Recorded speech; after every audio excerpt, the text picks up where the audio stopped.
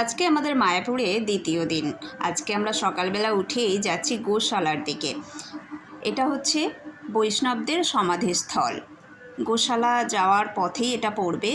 কেউ যদি এখানে গোশালার দিকে যান তাহলে এই জায়গাটা অবশ্যই দর্শন করবেন, কারণ এটা খুব পবিত্র একটা স্থান। আর আমরা এখন গোশালায় পৌঁছে গেছি। গোশালার কাছে দুদিকে দুটো মিষ্টির দোকান আছে। এখানে গাওয়া ঘি, দই, মিষ্টি, লস্যি এগুলো খুব ভালো পাওয়া যায়। আর এখানে প্রথমে আমরা গোশালায় ঢুকে প্রথম যে গোমাতাকে দর্শন করব, দেখুন। তবে এখানে গোমাতাদেরকে একটু অন্যরকমই দেখতে, মানে শিং এত বড় বড় আমি আগে কখনো দেখিনি। গ্রামে তো গরু অনেক দেখেছি, কিন্তু এত সুন্দর গোমাতা বোধহয় ভগবানের স্থানেই দেখা সম্ভব।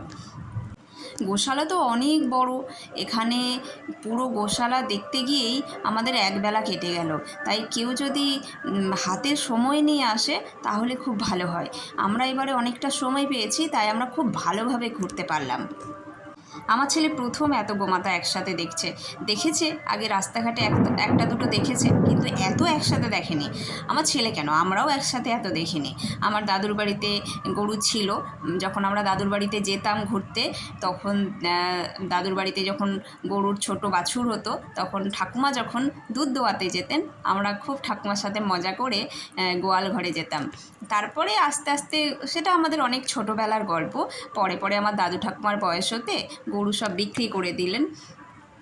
তবে কেন জানি না, আমার মা নেই, তাই যাকেই আমি মা হিসেবে দেখতে পাই তার প্রতি আমার যেন মানে একটা অপূর্ব টান জন্মায়। যেমন গোমাতাও আমাদের মা, কারণ যার দুধ আমরা খাই, যার দুধ খেয়ে আমরা বড় হয়েছি, তো সে তো মাতাই।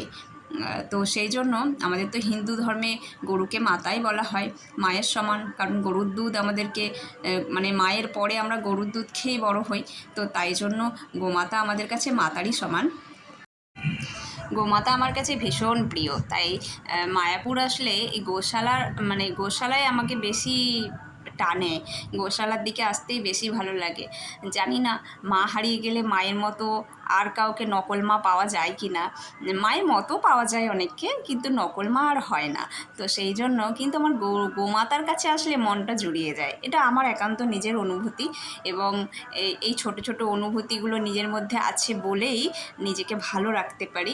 তো আমার এই জায়গাটা ভীষণ প্রিয়। এরপরে গোশালা থেকে বেরিয়ে আমরা একটু লস্যি খেলাম, আর আমার ছেলে মিষ্টি খাচ্ছে। এর পরের ভিডিওতে মায়াপুরের তৃতীয় দিনে কী করলাম সেটাই দেখাবো। রাধে রাধে।